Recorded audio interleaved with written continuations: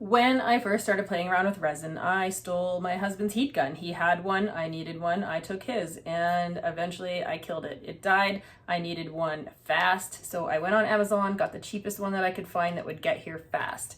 And I didn't really pay attention to much else. As a result, I feel like the last year or so that I've been really struggling with my ocean waves. Now, I don't do a lot of the traditional ocean waves with resin, trying to get the cells. I do things differently, but when I was doing them that way, I was struggling. I felt like this heat gun didn't have enough power, and it had to be the reason why my waves were turning out they were the way they were.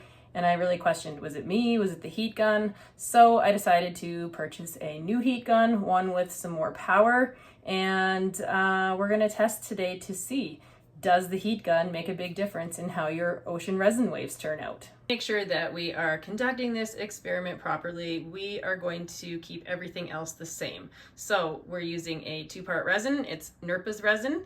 And for colors, I'm just using what I have here. I've got a blue-green mica pigment from Black Diamond. I've got a blue mix-all paste, and for the white part, we're going to use the Nirpa white. So those are what we're going to use. For the project itself, I'm just using some wood scraps. I've painted them both the same, just with an acrylic paint background. Okay, I'm going to start these pieces just like any other ocean resin piece by putting my colors on. Obviously, the products that you use can change how your ocean waves go, from the resin all the way to the paste and the color pigments. However, we're just testing out heat guns today, so we're not going to get into all the extra things. You're going to find your own favorite products and favorite ways to make ocean waves. We just want to see, does the heat gun make a difference? Because I know some people use hair dryers for this, which I haven't tried. But even hair dryers are all different, so the power of the airflow. I have a theory before we start, but we're going to test it right here to see.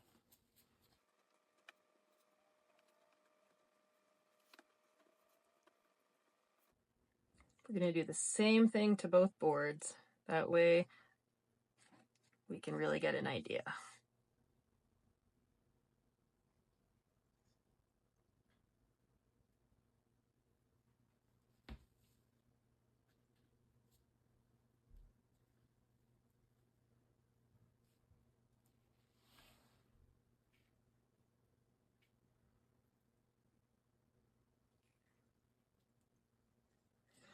Okay, so we have that coat down.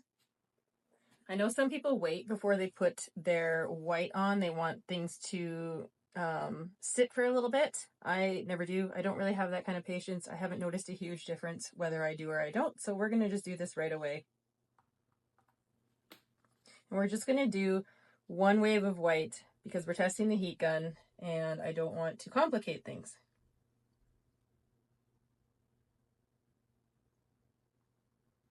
This side is going to be the new heat gun. This side is going to be the old heat gun. We're going to do it in real time because I find when you speed it up, you get a misconception of how fast you actually make these waves. So we're just going to do real time here so that you get a better idea.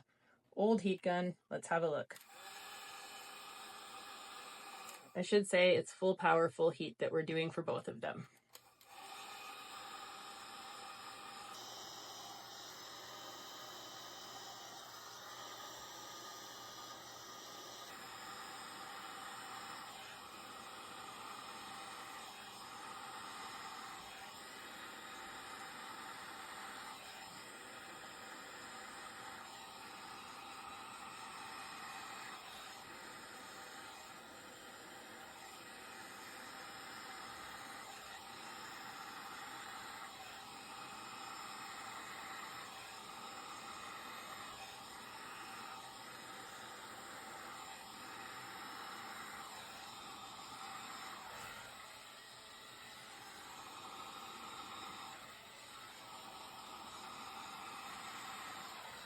Okay, so that was the old heat gun.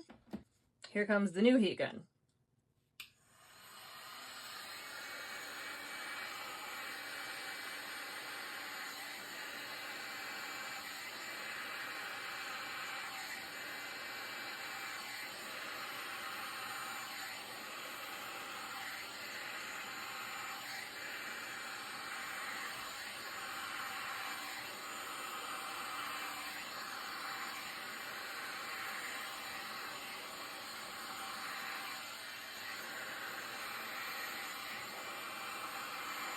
I think that answers the question of, does a heat gun with more power work better?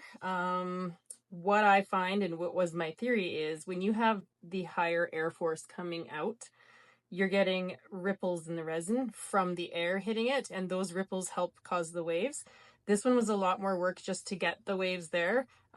These aren't ideal. I did them really quickly for this video, but you can definitely see the difference in the two heat guns. Just throw in one more line of white in here. We're going to see what happens. You can see such a difference. This one doesn't have the airflow, so even though it has the heat, it takes a while to get those waves pushed.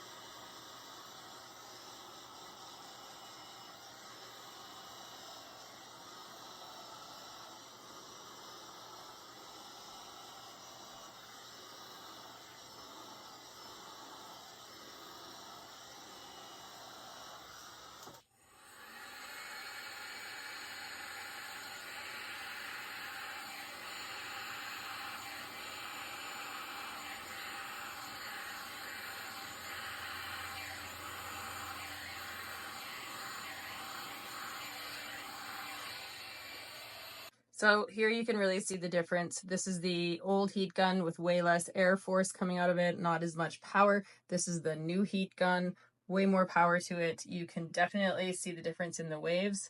I'm not big on doing the traditional Lacy waves that look the same as everybody else anyway, so mine are always a little bit different, but you can definitely see how keeping everything the same, the heat gun makes such a difference. Definitely more cells in this one. I was able to bring the resin up faster when it takes you a while. You can see here when you play with it, I'll go try and zoom in, where you can see a little bit of yellowing kind of around the edges. That's because there was so much heat that I started burning the resin, just trying to keep the heat gun on there to move those waves, because it was a lot harder without that pressure. So definitely heat gun makes a difference in my opinion. What do you guys think? And now I'm going to show you the pieces after sitting for about 10 minutes. So they've been sitting here 10 minutes. This one has continued to form a lot of more lacy, sort of wild looking waves. And this one stayed a little bit more how it was. So neither look as bad. They both look really cool. They both could actually be waves in nature. So really, it's going to come down to what you like, what your preference is, and the art you want to make.